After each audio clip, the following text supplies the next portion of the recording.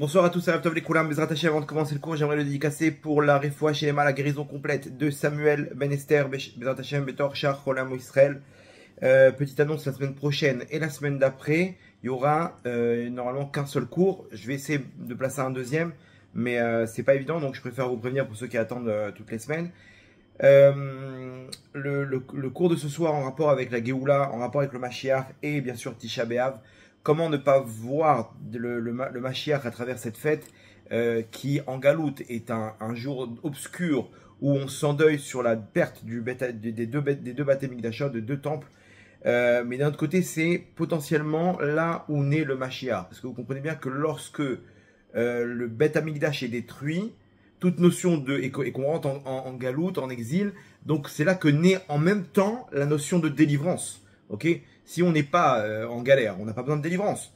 Ok, donc quand la galère, quand le problème commence, au même moment descend cette lumière de la Géoula. Donc au moment de Tisha B'Av, il y a un midrash sur ça avec le l'âne et comment dire, Eliyahu Hanavi. Bref, en tout cas, vous allez voir qu'on ne peut pas ne pas voir la Géoula à travers tout ce qui se passe dans les événements. Ceux qui suivent les cours, effectivement, ils voient quand chaque élément de l'actualité nous rapproche encore plus de la Géoula.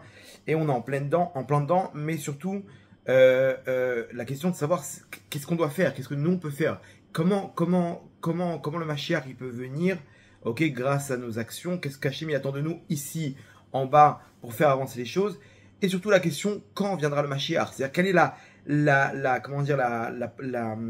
le scénario qu'Hachem il attend, ok, à quel moment tous les éléments seront mis en place pour faire venir pour la venue du Mashiach. Ok, donc il ne s'agit pas d'une date. Ok, ne vous attendez pas à un scoop d'une date quelconque. Ok, c'est pas du tout mon genre. Il n'y a pas de date parce que c'est tout le temps dynamique. Ok, il y a une faute maintenant à l'autre bout de la terre et tout peut être reporté. Donc il n'y a pas de date. C'est une procédure. Par contre, dans la procédure, on attend plusieurs éléments qui vont nous montrer, voilà, on y est. Dans la génération, on est arrivé à ces éléments, donc on peut dire qu'on y est. C'est ce qu'on va expliquer ensemble. Vous allez voir l'idée du cours de ce soir, elle est assez innovante, ok, j'ai envie de dire. Et on va essayer de comprendre aussi notre rôle dans toute cette histoire pour savoir comment faire avancer les choses et d'arriver à ce scénario, comment dire, et de pointer du doigt le scénario. Quand viendra le Mashiach? Voilà, c'est là. On a tous les éléments. C'est là qu'il va venir. C'est là qu'il va venir. Il faut se préparer. On y est. On a tout ce qu'il faut. Qu'est-ce qu'on a besoin? Ok. Donc c'est l'objet du cours de ce soir. Accrochez vos ceintures. Vous allez voir, c'est sympathique et surtout c'est plein de tridushim. Il faut s'accrocher vraiment parce qu'il y a plusieurs pièces du puzzle. On va faire une analyse ensemble et de là on va sortir un petit diamant. Ok. J'espère que vous le porterez sur vous et voilà. Donc avant de comprendre, en fait, quand viendra le Mashiach, il faudrait savoir exactement une chose, une question, c'est pourquoi on s'endeuille. Quelle est la Gemara, elle pose la question là-bas dans Baba Metzia, Daf Pehe Amud Bet, ok, là, dans le traité Baba Metzia, donc 85b. Là-bas, on pose la question, Amar Rabbi Yehuda, Amar Rav,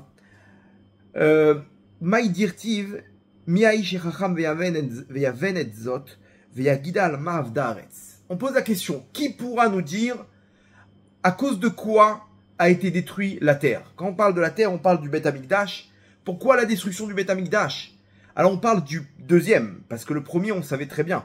On nous a dit à cause de 3 fautes, ok, Arayot, l'adultère, l'idolâtrie et le meurtre, l'assassinat.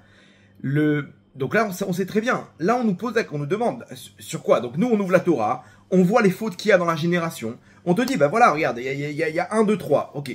Le deuxième Beth Amikdash, on pose la question. Si on pose la question, c'est que on comprend pas. Attends, pourquoi toute cette colère, Hachem? Pourquoi tu détruis le Beth Amikdash? Ça veut dire quoi? Ça veut dire que déjà, moi, j'ai ouvert la Torah, j'ai scanné un petit peu ce qu'Hachem il me demande, et j'ai vu qu'il n'y avait aucun problème. Très bien. Et vous allez voir que je suis pas le seul à ne pas trouver le problème. Davar ze amrou chachamim. On est parti voir les grands d'Israël. Ok, on est parti voir les grands d'Israël. C'est-à-dire, peut-être que j'ai pas compris, j'ai pas compris ce qui est écrit dans la Torah. Donc, je vais demander à ceux qui ont une vision globale de la Torah. Ils sont au-dessus du labyrinthe. Ils comprennent vraiment des choses que nous, on peut pas comprendre. Donc, je vais leur demander. Vélo Pirchou. Ils ont pas su répondre. Amrou Nevim. Alors, ok, on va demander peut-être c'est quelque chose qu'on voit pas. Et que qui peut nous répondre à cette question? Les prophètes.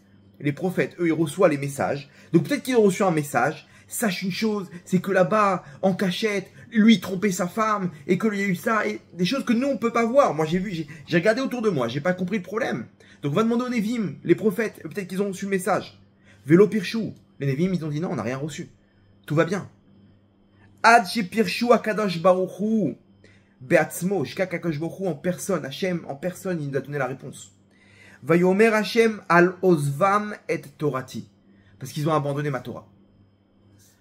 Donc, surprise générale, on s'attendait à une finesse quelque part. Tout simple, vous avez abandonné ma Torah. Excuse-moi de ne pas comprendre là, mais il y a une contradiction. De base, je l'ai ouvert la Torah, on l'a pas abandonné. Je vois bien la génération, j'ai pas compris. Alors, ok, encore une fois, moi je suis petit. On a demandé aux grands d'Israël, les grands d'Israël pareil, ils disent on comprend pas le problème. La Torah d'Hachem, elle est respectée. Les prophètes eux-mêmes, ils te disent au-dessus là, il y a aucun, entre les lignes, il y a aucun message. Ok, alors quoi? C'est quoi le problème? Hachem te dit parce que vous avez abandonné ma Torah. Mais justement, on a compris qu'on n'avait pas abandonné la Torah. Autour de nous, il y avait de la Torah, il y avait des yeshivot, il y avait des synagogues, il y avait ce qu'il fallait. Il y avait des ambiances, il y avait des afrachat rala pour les femmes, et des cours là-bas, et lui, et là, il des doutes, et les machins, et les kivrit sadikim, on est là, il y a une grosse ambiance de Torah. Hachem dit, vous avez abandonné ma Torah? Alors, vous avez compris qu'il ne s'agit peut-être pas de la Torah qu'on connaît maintenant. Si Hachem, il nous dit, vous avez abandonné ma Torah, c'est-à-dire qu'il nous manque une case, là. Il nous manque une pièce du puzzle. Il nous manque une pièce du puzzle. C'est quoi ta Torah, alors, Hachem?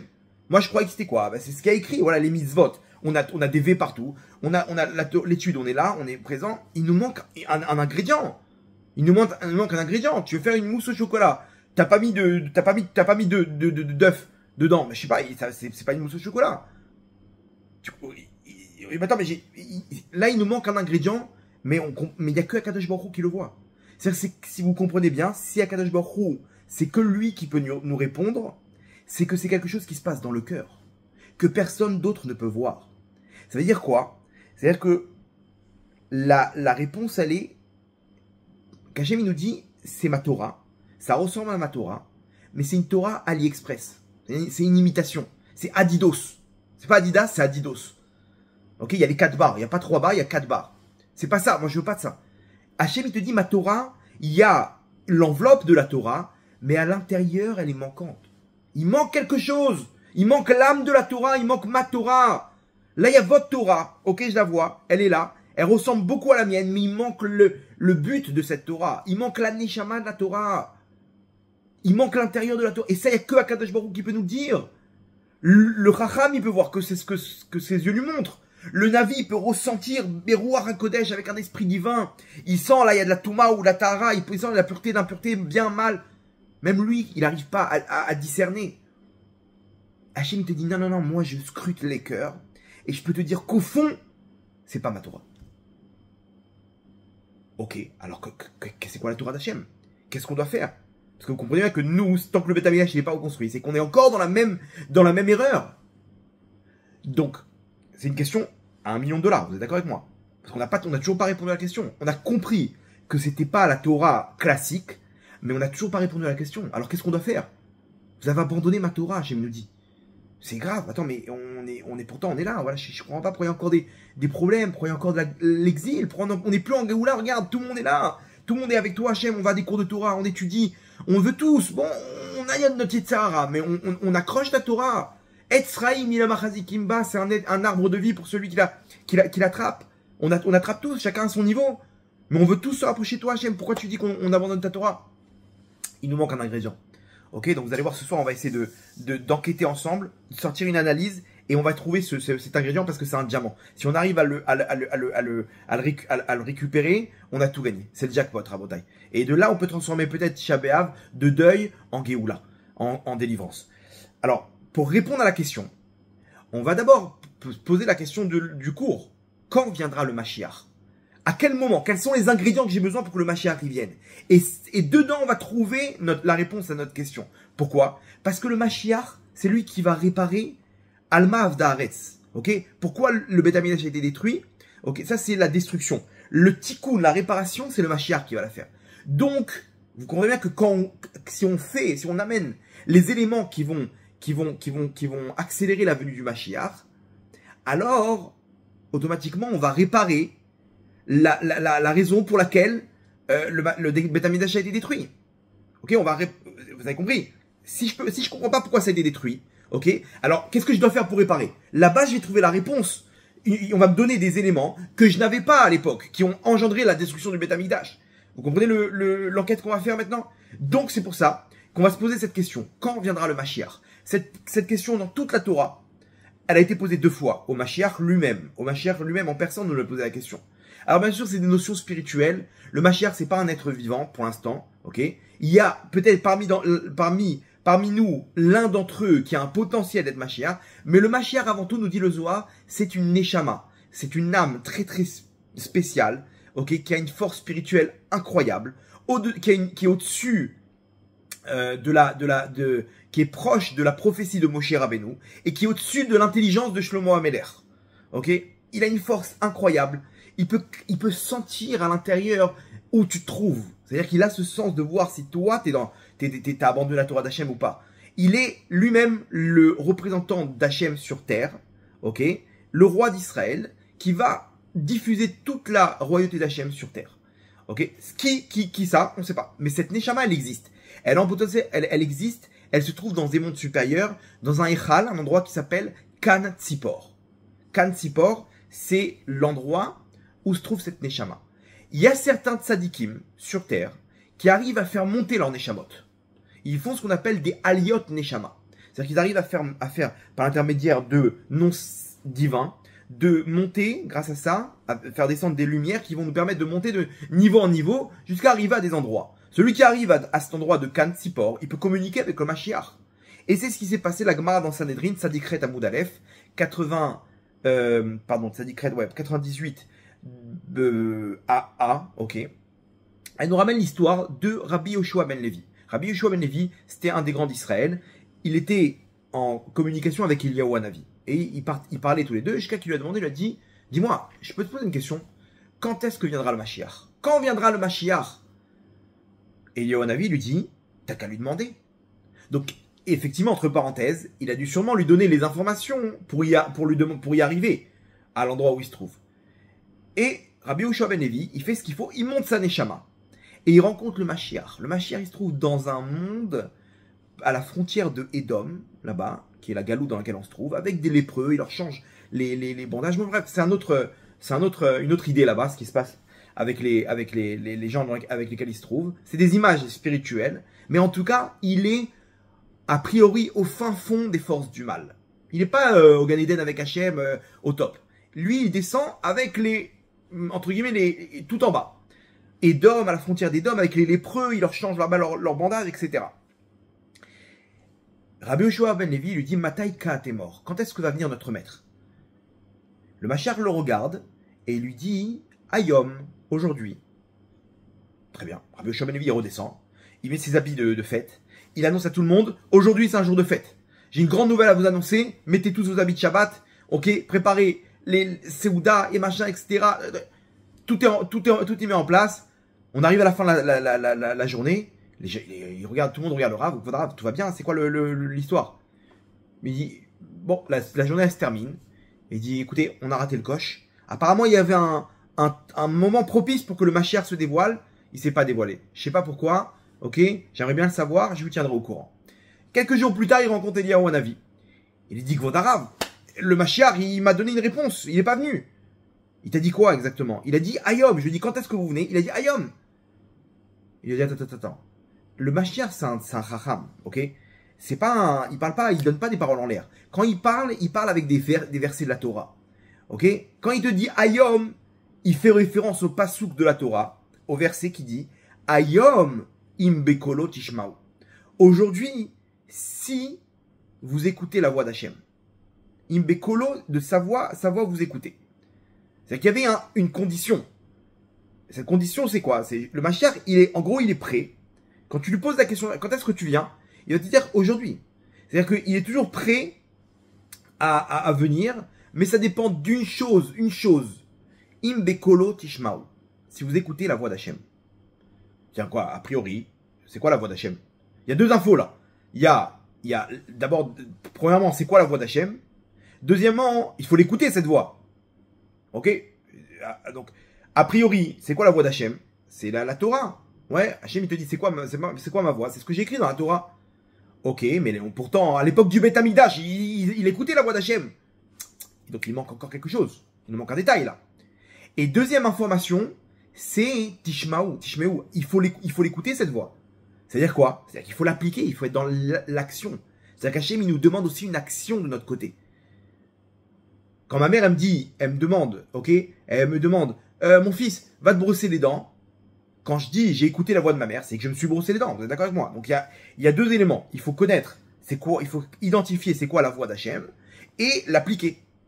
Ok? Apparemment, si tu me dis que c'est la Torah, il y a un problème parce que cette Torah, elle était appliquée à l'époque du Beth Amikdash. On te dit, on a ouvert la livre, on a demandé au Khamim, ils ont dit on voit pas le problème. Ça veut dire que sur le texte, techniquement, sur le papier, c'était appliqué. Donc il nous manque une info. Il y a un deuxième endroit dans la Torah, ok, c'est plus une source, c'est plus une histoire qu'une source du Talmud ou quoi que ce soit. C'est le Baal Shem Tov. Le Baal Shem Tov, ok, il nous donne une information. Le Baal Shem Tov, il nous donne une information que lui-même, il a réussi à faire monter sa Neshama et en rentrer en communication avec le Mashiach. Et il lui a posé la même question. Alors, je vous lis maintenant dans le texte. Veshalti et pede Mashiach, et pi Mashiach, pardon, et matai a tes morts. J'ai posé la question au Mashiach, quand est-ce que va venir notre maître? Veshivli, et il répond.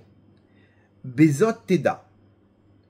Avec cette information, tu sauras, Ba'et, au moment, Sheit parsem limudra, où se dévoilera ton étude, Veit gale ba'olam, et se dévoilera dans le monde, Veyafutsu mayanotra chutza, et jailliront ta source en dehors. Ok, donc le Baal Shem Tov, je vous explique. Le Baal Shem Tov, c'est lui, la source de toute la chassidoute, toute la Torah chassidoute sur terre. Toute la Torah chassidoute, ça veut dire quoi? C'est-à-dire que l'intérieur même de la Torah. De pas voir la Torah comme, comment dire, comme une série de données. Ok, il y a des lois et des règles qu'on applique. Ok, donc tu as fait ça, tu reçois. Ok, c'est genre comme, tu sais pas, tu as rempli pour recevoir une bourse. Donc toi, tu demandes à recevoir une pension. Ok, tu dis, voilà, moi je suis allergique aux pistaches. Donc je remplis un truc et tu reçois 1000 shekels par mois comme aide de l'État. Ok, maintenant si tu as rempli un truc comme quoi t'es épileptique, donc tu vas recevoir 4500 shekels d'aide de l'État. Ok, c'est comme ça, il y a des données. Qu'est-ce que tu as rempli, qu'est-ce que tu as fourni comme document. Donc pareil. T'as fait Shabbat, tu recevras la part d'un ça. T'as respecté ta femme, tu fais non, on te dit attends. Ça c'est le premier niveau. C'est de faire les choses parce que tu cherches quelque chose en retour. À l'intérieur, il y a une neshama. Il y a une Torah qui est très très haute. Cette Torah s'appelle la Torah de la Kabbale. C'est les secrets de la Torah. Derrière chaque idée de la Torah, il y a une idée spirituelle qui fait référence à un monde. Ok, et il y a un enchaînement des mondes qui départ d'une source qui est Yud Ke Vav Ke, qui est la lumière infinie d'Akadosh Baruch Hu. Et cette lumière, on t'explique dans la Kabbale comment elle se diffuse sur terre. C'est tout le principe de la Kabbale. Ok, et en fait, à la fin, on arrive à ce qu'on connaît, l'histoire matérielle de la Torah, mais sache que derrière, il y a un monde. Il y a un monde. Maintenant, le Baal Shem Tov, il est venu. Et il a simplifié tout ça. Il te dit, écoute, moi je connais toute la Kabbale, mais, donc lui et ses élèves, bien entendu, quand je dis lui, c'est pas que lui. Lui, ses élèves, le Baal Tanya, le Rabbi Nachman, etc. Et il dit, regarde, moi je connais toute la Kabbale. Maintenant, il faut savoir une chose, c'est que tout ça, avant que tu comprennes, il te faudrait 40 ans d'études. Maintenant, sache que je vais te donner les éléments qui ressortent de tous ces secrets de la Torah. C'est en gros, que tout ce que tu vois autour de toi, c'est la lumière divine d'Hachem. Tout ce que tu vois, c'est Hachem. C'est des noms sacrés d'Akadosh Baruch Hu qui se matérialisent. Tout ça, c'est lumière. Tout ça, c'est Hachem. C'est Elokut. C'est divin. Et ils expliquent tout ça à travers des idées, des machins, des trucs. Mais en gros, tout le détail que tu peux apprendre dans la Kabbale, ils te le simplifient en idées. Ça s'appelle la Torah de la Chassidoute. C'est-à-dire que la Chassidoute, c'est au-dessus de la Kabbale. La Kabbale, c'est le côté technique, les enchaînements des mondes. Ok, mais comment appliquer toute cette Torah, comment la faire descendre à l'intérieur de ce monde-là, ok, parce que ça peut rester quelque chose d'abstrait. Ok, mais tu vis tu matérialises cet abstrait. Ça, c'est la Chassidoute. La Chassidoute, elle t'apprend à vivre tout ça. C'est plus une relation de cause à effet. J'ai fait descendre des lumières. Non, non, non. C'est une relation d'amour avec Hachem. Où j'ai compris qu'Hachem, il m'accompagne, qu'il m'écoute. Je parle avec lui. Attends, mais comment tu peux parler avec le roi des rois? Parce que j'ai compris que sa lumière, elle se diffuse dans chacun des éléments autour de moi. Cette table, cette feuille, ce stylo, ce livre.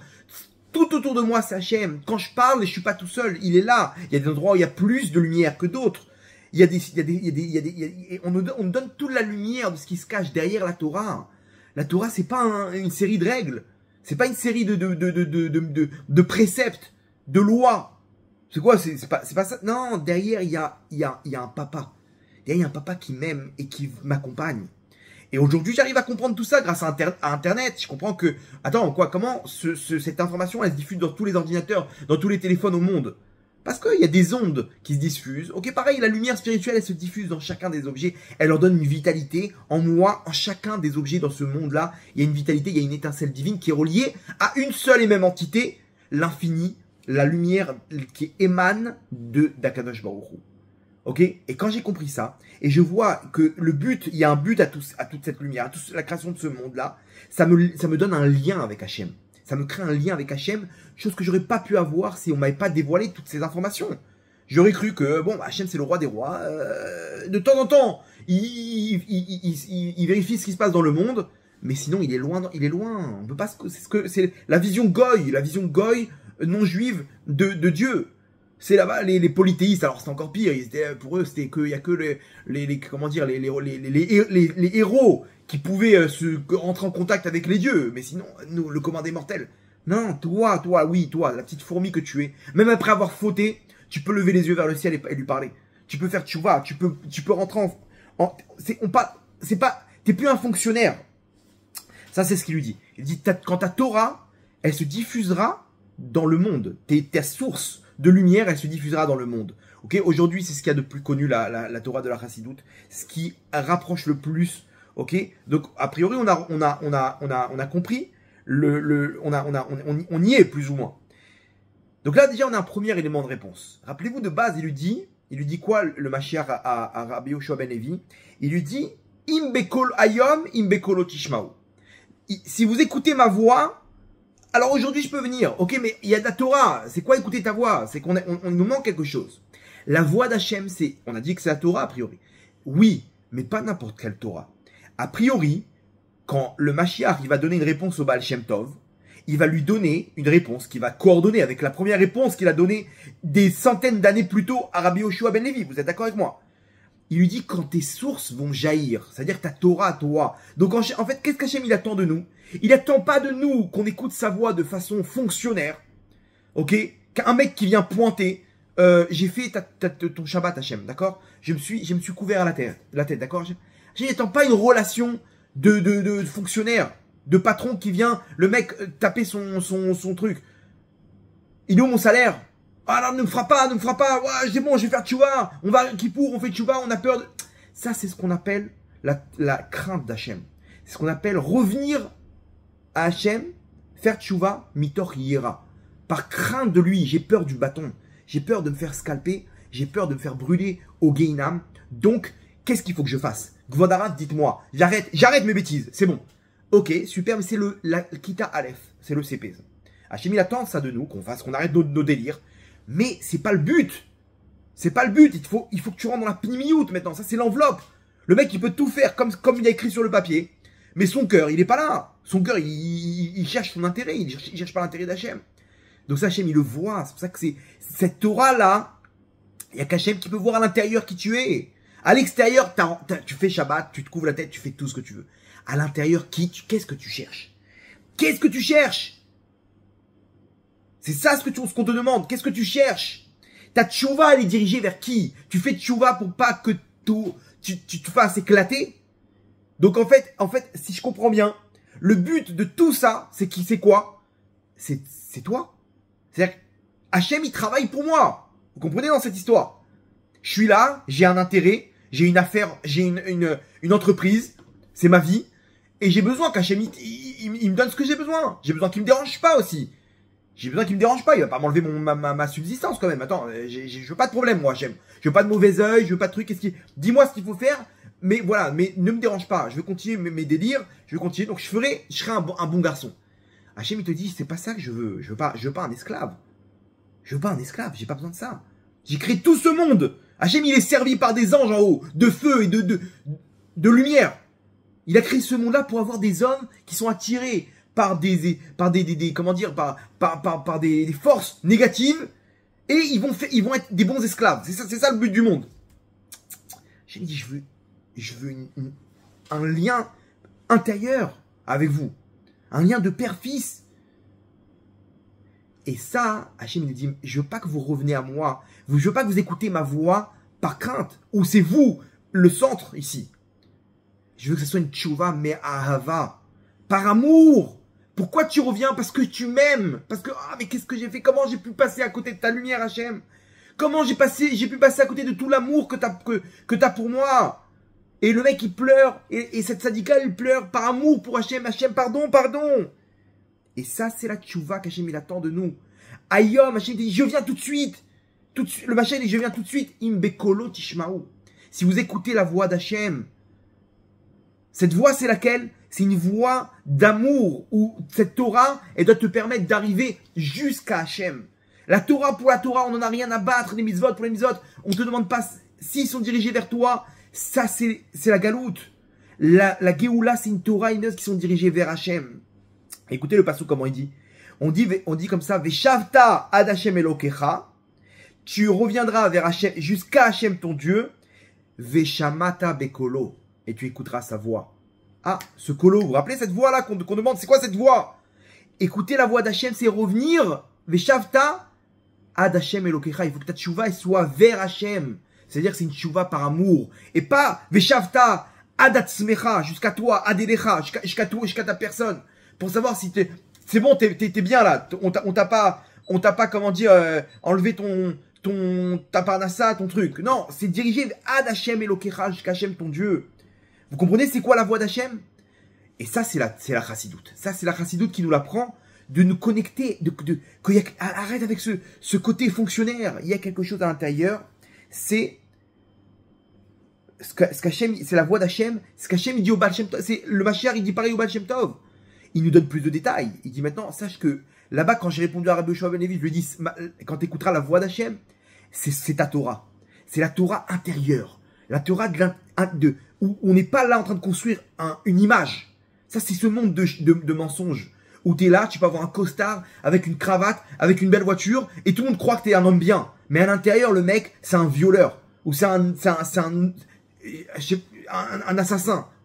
On ne sait pas ce qu'il est à l'intérieur. C'est un nerveux. Mais de l'extérieur, il montre, il est là. Il fait des sourires.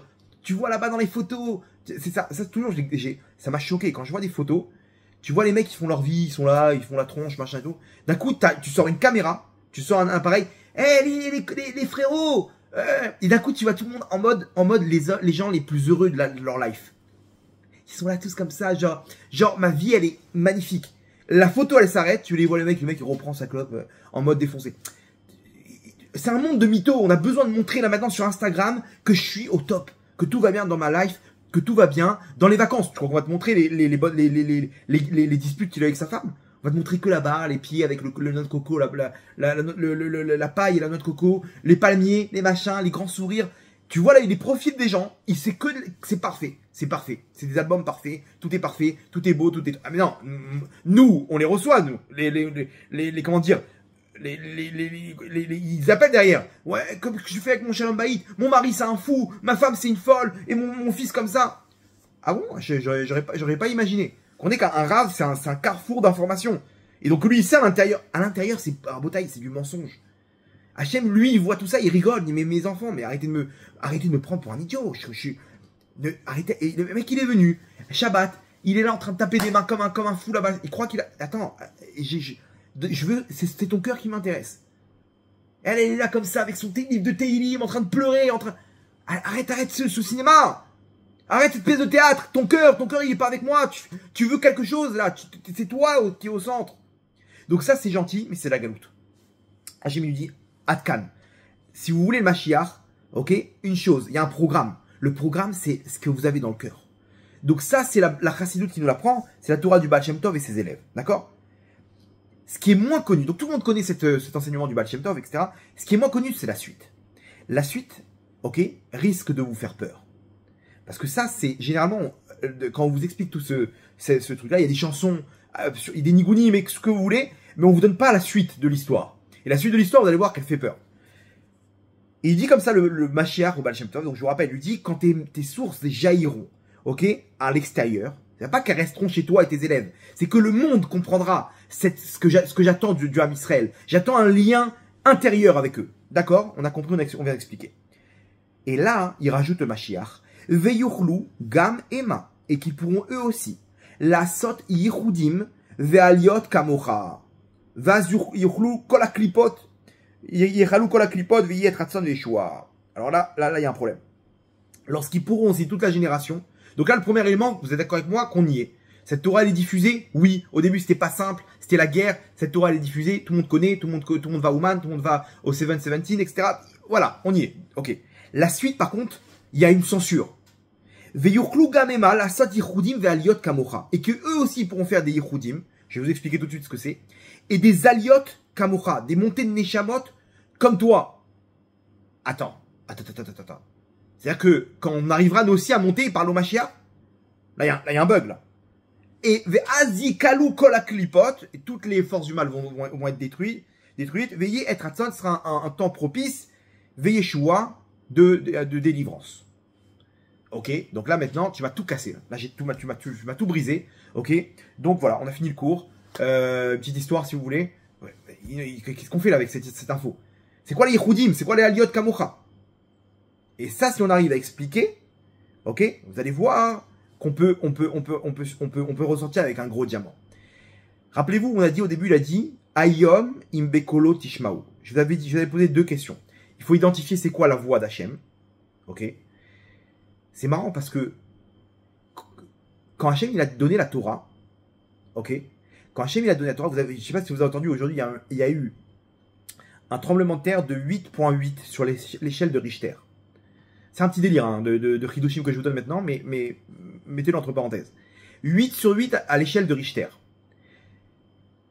Le tremblement de terre, c'est quoi? C'est une voix d'Hachem. Non, c'est Kol Hachem, Bakoar. C'est la voix d'Hachem, que cette même voix, Hachem il a donné la Torah. Il y a eu des tremblements de terre quand Hachem il a donné la Torah, et on disait que la voix d'Hachem, Oler, c'était la voix d'Hachem qui diffusait. Quand Hachem il donne la Torah, c'est avec une voix puissante.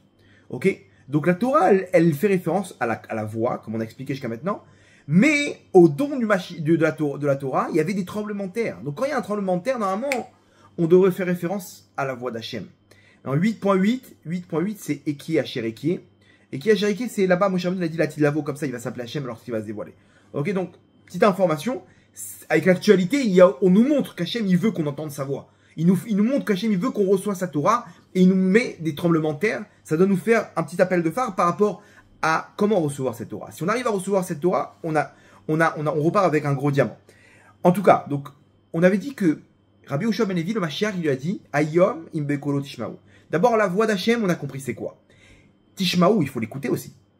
Parce que tu m'as donné cette information, c'est quoi la Torah? Cette Torah que Hachem, en fait, il veut quelque chose d'intérieur, de pnimiout. Une Torah d'amour, on retourne vers Hachem avec une tchouva me'ava, par amour, pas par crainte, d'accord? Où c'est lui qui est au centre et pas moi, d'accord? J'ai compris. Mais attention, il faut l'appliquer. Il y a la voix d'Hachem, Tishmaou, il faut l'écouter, c'est-à-dire quoi? L'écouter, c'est-à-dire que tu l'appliques. L'appliquer, on a identifié c'est quoi la voix d'Hachem, mais il faut l'appliquer. C'est quoi appliquer la voix d'Hachem? Comment changer que moi je suis au centre et mettre Hachem maintenant au centre? D'accord, petite info. Là, pour répondre à cette question, maintenant on va pouvoir expliquer la suite des paroles du Mashiach. au Baal Shem Tov. Le Mashiach, il doit dire quelque chose qui correspond à ce qu'il a dit des centaines d'années plus tôt. Vous êtes d'accord avec moi? Donc là, au début, il nous dit, la voix d'Hachem, c'est ta Torah. C'est la Torah de la Chassidut, la Torah de la Pnimiyut, de toute la Pnimiyut des secrets de la Torah. Mais attention, cette lumière-là, si c'est une lumière qui reste dans les airs, elle sert à rien. Cette lumière, il faut la mettre dans un réceptacle, dans un vase, dans un keli. C'est ça d'écouter la voix d'Hachem. C'est pas seulement de connaître la voix d'Hachem, il faut l'appliquer. Il faut mettre cette lumière universelle, il faut la mettre dans le bon keli. Dans le bon keli, c'est quoi? C'est l'appliquer. Pas que ça reste de l'abstrait. Il faut que ça soit utilisé dans la vie de tous les jours. Ok, j'ai compris que tout ça, c'est des schémas d'Hachem, c'est la lumière. Comment tu vis avec ça? Comment tu vis avec ça? Et là, on va comprendre maintenant, c'est quoi des Yichudim et des Aliot? Quand il lui dit que eux aussi pourront faire des Yichudim et Aliot Kamocha. Alors, c'est quoi des Yichudim? Yichudim, c'est des associations. Les associations, en fait, il faut savoir que dans la Kabbale, dans la Kabbale, il y a des noms. Vous savez que chaque lettre, elle a une force. Chaque lettre de la Torah, elle a une force spirituelle. Lorsqu'on relie des lettres, on crée des mots qui ont une force. Maintenant, lorsqu'on relie deux mots, on fait ce qu'on appelle un yichud. Alors, si c'est des noms, non, c'est pas n'importe quel nom qu'on donne. C'est des noms sacrés, divins, qui font référence derrière à des lumières. Et on veut créer une nouvelle lumière. Donc, on va devoir prendre un nom qui fait référence. Je vous donne un exemple. Par exemple, je sais pas. Par exemple, là, dans les Ben Hametzarim, il y a des yichudim qu'on fait. Il y a des kavanot qu'on fait où on prend des noms d'Hachem et on illumine d'autres noms d'Hachem, pour pouvoir adoucir la mesure de rigueur qu'il y a dans le monde, la Midat Hadin. Donc pour ça, on va prendre un nom d'Hachem qui est Yud-Ke Vav-Ke et on va illuminer le nom d'Hachem qui vient juste avant. Le Yud-Ke Vav-Ke, ça veut dire le Yud, avant c'est le Tet, Dalet et Dalet. On va illuminer ce nom-là. Ce nom-là, lorsqu'on va illuminer, lui-même, il pourra illuminer les deux tribunaux célestes qui envoient les punitions sur terre, qui sont le nom d'Hachem Ekié, en remplissant avec le et le Adnout, le nom d'Hachem Adnout, qui représente deux.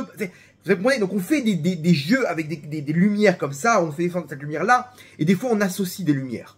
On associe des lumières pour pouvoir faire des noms pour faire descendre une lumière sur terre. Et généralement, avec cette force de Yichudim, on peut faire apparaître des choses. Ce qui s'appelle la Kabbalah Maasit. Bien entendu, c'est des noms sur noms sur noms, c'est un truc de fou. C'est un truc de fou. Mais celui qui sait jongler dans ces trucs-là, il peut faire descendre des lumières pour faire apparaître des choses dans ce monde-là. Il peut faire bouger une table, il peut faire des trucs, etc. On peut faire descendre des lumières pour faire fuir des diboukim à l'intérieur de la personne. On prend là-bas la main gauche, on met la main sur le pouls et on fait tous ces trucs-là avec sur les livres là-bas dans Sha'ar Ruach HaKodesh. On nous ramène tous les Yichudim et on fait descendre des lumières, on fait des actions spirituelles par l'intermédiaire de ces Yichudim. D'accord? C'est très compliqué, mais c'est passionnant. Donc là, vous avez compris qu'on est mal barré. Je vais faire un petit dessin, mais on est mal barré. C'est une grosse. Ça vient après à connaître toute la Kabbale, connaître tous les mondes d'en haut pour pouvoir faire des Yichudim. Mais ça fait descendre une lumière sur une personne énorme, énorme. Alors on est mal barré. Et surtout les Aliot, Kamocha, de faire des montées de Neshamot comme toi. Alors c'est quoi ces Yichudim, Rabotai? Hachem il nous demande des choses comme le Baal Shem Tov. Mais là, on est des bras cassés. Qu'est-ce qu'Hachem il nous demande? Vous comprenez bien que c'est un problème. En fait, vous allez comprendre. L'histoire, elle est qu'Hachem il nous donne sa Torah. Il nous dit c'est cette Torah qu'il faut qu'on écoute, mais il faut l'appliquer. Et dans la Torah du Baal Shem Tov, la Chassidut, de comprendre que tout ça, c'est entre les mains d'Hachem, que ce monde-là, c'est que la lumière d'Hachem, il faut l'appliquer. Et l'appliquer, cette Torah, c'est par des Yichudim et des Aliot. Ça veut dire quoi? Pas forcément comme les règles de Kabbale que je vous ai expliquées, mais par l'image que représente cette association de mots dans la Kabbale. C'est-à-dire que si maintenant je vois une épreuve, quelque chose qui me paraît être mauvais, mal, dans ce monde-là, mes yeux me montrent quelque chose d'obscur, ou a priori je ne vois pas Kadosh Baruch Hu dans cette histoire. Quand vous parlez avec les gens, ils vont vous raconter des choses où a priori c'est pas Hachem qui fait tout ça. Je souffre, j'ai des épreuves. Où il est Hachem? Comment faire intervenir Hachem? Erreur, mon tzaddik. Hachem, il est là, c'est lui qui fait tout ça et il sait très bien ce qu'il fait et à la fin tu verras que ce sera pour ton bien. Cette épreuve-là, elle vient par rapport à quelque chose de précis. L'obscurité, qui est représentée maintenant par une épreuve, je dois faire un yiroud. Je dois l'associer à la lumière divine, au Yudke Vavke. C'est-à-dire que je dois prendre cet élément obscur et je dois l'associer à la lumière d'Hachem. Mes yeux me montrent quelque chose qui est, comment dire, qui est dissocié de tout ce monde-là. Moi, j'ai la Torah du Baal Shem Tov, j'ai compris. Tout ça, c'est la lumière d'Hachem. Alors pourquoi tu te plains sur ta femme? Vous comprenez la contradiction? Il y a la lumière d'Hachem, on l'a compris, mais on l'applique pas. L'appliquer, c'est faire des yichudim, cette lumière d'Hachem. L'appliquer, j'ai compris tout ça, j'ai compris que tout ça, c'est lumière d'Hachem, c'est divinité, c'est des noms divins, d'accord, mais ces noms divins, quand ça va pas dans ton sens, t'arrives à élever tout ça à Hachem, t'arrives à faire des aliyot, t'arrives à associer ça en disant c'est Hachem, t'arrives à faire des yichudim et des aliyot. Vous avez compris? Pas sur le plan technique de faire des yichudim et des aliyot avec des noms sacrés, non. De voir cette scène qui est des noms divins, que j'arrive pas à identifier, ok? Et de les yached otam, la Yudke Vavke, la Or En Sof, d'associer tout ça à Hachem, au Yudke Vavke, au nom sacré d'Hachem. J'ai fait ce qu'on appelle un yichud. Quand j'ai pris tout ça, et dans l'épreuve dans laquelle je me trouve, j'arrive à élever tout ça à Hachem, j'ai fait une alia de Neshama. Vous comprenez? J'ai monté des étincelles maintenant dans tout ça. Ça veut dire quoi? Ça veut dire en gros, Hachem nous demande une chose. Il nous demande la émouna, de croire et d'avoir confiance que tout ce qui m'arrive, c'est la meilleure des choses pour moi. Que Akadosh Baruch Hu, il sait ce qu'il fait et qu'il n'y a aucune erreur dans ce monde-là. Sauf que pour pouvoir faire descendre cette lumière, je dois forcément me trouver dans un endroit où je ne vois pas la grandeur d'Hachem, où je ne vois pas que c'est pour mon bien. Et là, j'aurai la possibilité de faire ce qu'on appelle un yichud, de faire ce qu'on appelle une alia. Donc c'est pas tout de connaître que tout ça c'est relié à Hachem, que tout est Hachem. Mais quand il y a un mec avec une barbe, ok, j'en ai vu un comme ça à la pharmacie, qui étudie la Torah du matin au soir, et que on lui a pris sa place, et qui commence à faire un scandale dans la pharmacie, pour moi c'est quelqu'un qui ne sait pas faire des yichudim. Maintenant tu vas lui parler de Rabbi Nachman, il va te ramener la Torah, je sais pas, Dalet là-bas, truc comme ça, il va faire des pilpoulis, il va faire des cours de Torah, il va prier, avec en train. Attends, deux secondes, il y a une erreur là? On t'a pris ta place pour rien? Comment tu peux t'énerver maintenant? Comment tu peux faire un scandale? Comment des gens, ils peuvent massacrer leurs femmes en rentrant chez eux à la maison? Non, c'est pas elle que je veux, tu veux dire que c'est une erreur, Hachem s'est trompé. Hein. Comment tu peux venir dire ton mari c'est un bon à rien? Comment tu peux mépriser ton mari? Ton mari c'est un roi, c'est lui qu'Hachem il a choisi. C'est lui qui est la moitié de ta neshama, Matsadika. Comment tu peux dire non mais lui aucun rapport, mais c'est pas... Combien de femmes elles respectent pas leur mari? Elles n'ont pas compris qu'elles sont venues que pour lui. Elles n'ont pas compris qu'elles sont venues que pour lui.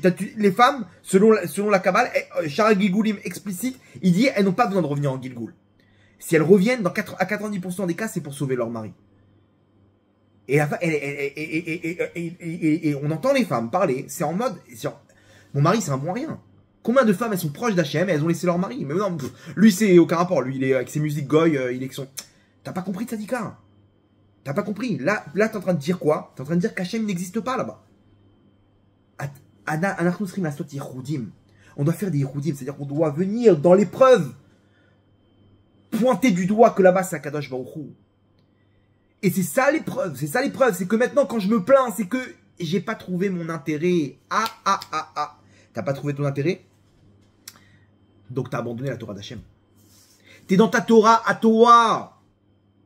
Comprenez l'histoire? Quand quelqu'un il se plaint dans ce monde-là, c'est qu'il n'a pas trouvé son intérêt, c'est qu'il a encore, Hachem il te dit, Alosva met Torati, vous avez abandonné ma Torah. Imbekolo Tishma, vous écoutez pas ma Torah. Vous la connaissez ma Torah peut-être. Vous savez que tout ça c'est moi, tout ça c'est truc. Parle des Mouna, Bitachon, viens maintenant, comment t'écoutes cette Torah? Comment t'écoutes cette voix? Comment t'arrives à illuminer le monde de ma lumière? dans tous les coins les plus obscurs, dans tous les coins les plus bas de ce monde, tu arrives à faire des aliyot, tu arrives à faire des yichoudim, tu arrives à dire ça c'est toi Hachem. Ça c'est toi Hachem. C'est-à-dire qu'ici, Rabotai, Hachem il te dit Veshavta ad Hachem Elokecha, tu dois arriver jusqu'à moi. C'est ça ce qu'Hachem nous demande de faire une tchouva où on revient jusqu'à Hachem.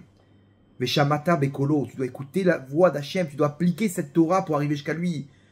Pour ça, il faut être dans l'obscurité pour voir la Torah d'Hachem. Et si tu te plains, c'est que c'est ta voix à toi que tu écoutes. C'est Koli maintenant, c'est ma voix. Le Mashiach, il te dit non, Imbe Kolo Tishmaou. Vous comprenez maintenant ce qu'il dit au Baal Shem Tov, le Mashiach? Il lui dit cette Torah de Ahava, de Tshuva Mitor Rava, parce que tu m'aimes, tu reviens vers moi. D'accord. Mais attention, faut l'appliquer. Tu la connais, c'est très bien, faut l'appliquer. Et l'appliquer, c'est la Emouna. De comprendre que dans l'obscurité maintenant, dans l'épreuve, j'ai confiance en toi, Hachem. Je sais que c'est pour mon bien. Je sais que c'est la meilleure des choses pour moi. Comme ça, le Mashiach, il peut venir à Botaï. Quand on arrivera, et c'est ce qu'il nous dit là dans ma cote, elle nous dit à la dernière page là-bas, à la fin, toute la Torah, elle tient sur une chose. Chavakouk, qui dit, Tzadik bemunato yichye. Le Tzadik, vous voulez savoir c'est qui le Tzadik? C'est quelqu'un qui vit avec sa Emouna. Attends, mais lui, il a terminé le chasse, ok? Il prie 2 heures par jour, ok? Il fait des doutes pendant 8 heures. Il mange, il n'y a pas un truc qui rentre dans sa bouche de pas cachère. Il est bien Shabbat, comme ça, sa femme, sniou, tac, tac, tac. Il y a un problème. Il vit pas avec la Emouna. Il y a un seul problème, il vit pas avec la Emouna. Il vit pas avec la Emouna. Quand il y a une épreuve, le mec, il s'énerve. Il remet tout en cause. Il est là, il truc. T'es un mec, t'es qu'une enveloppe, c'est tout ce que t'es. Hachem, il te dit, à la fin des temps, c'est ça ce que je veux. Le Mashiach viendra quand on aura compris qu'est-ce qu'Hachem, il attend de nous. Ok? Il attend de nous ce lien maintenant que la Torah, elle aurait dû nous amener jusqu'à lui. Elle aurait dû nous purifier par intermédiaire des misotes pour arriver jusqu'à lui. Mais le problème, c'est qu'on a pris tout ça pour arriver jusqu'à nous. Et on continue à utiliser la Torah à nos fins.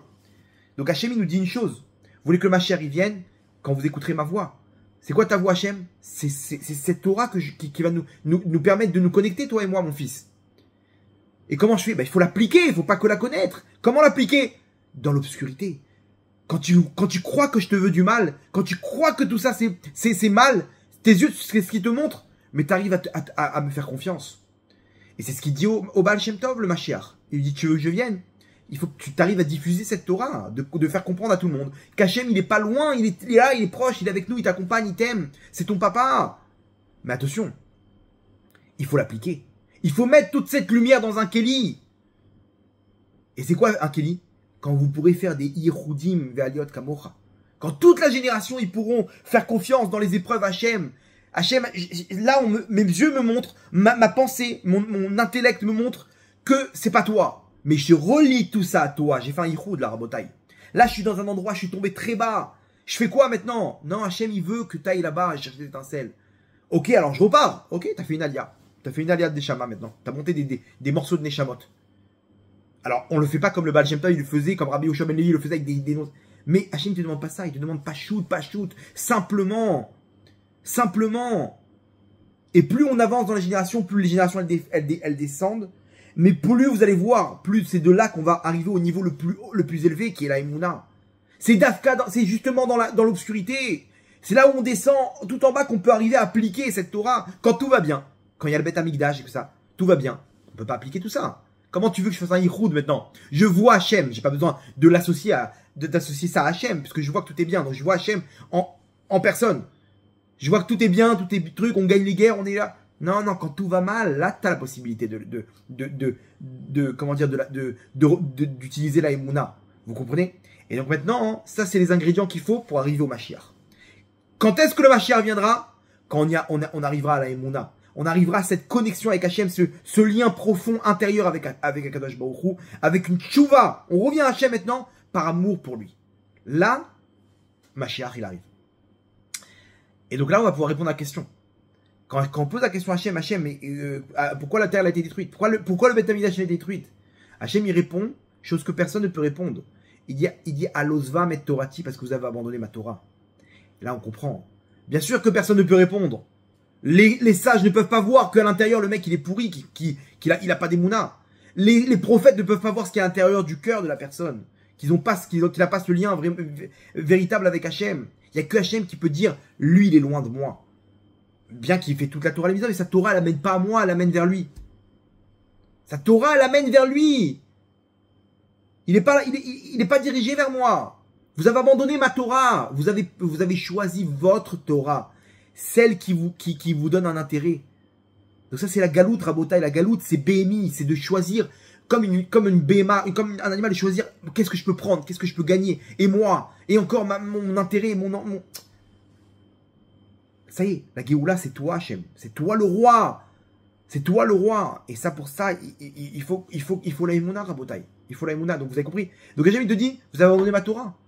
Vous avez abandonné ma Torah. C'est pas ma Torah, ça. Ça ressemble, c'est une Torah AliExpress. Mais c'est votre Torah. Vous comprenez maintenant comment c'est. Il n'y a pas écrit Alosva met ta Torah. Ils ont abandonné la Torah. Vous avez abandonné ma Torah. Ma Torah. Et c'est quoi maintenant maintenant on connaît aussi la raison. C'est la haine gratuite. C'est quoi la haine gratuite? C'est que t'as pas d'émouna. Quelqu'un qui a de la haine envers son prochain, c'est qu'il n'a pas la émouna, que Hachem lui a donné tous les éléments pour réussir sa mission sur terre. Pourquoi tu crois qu'on t'a pris quelque chose? Pourquoi tu es jaloux? Tu crois qu'on t'a pris quelque chose? Non, on t'a rien pris. On t'a donné tous les éléments pour réussir.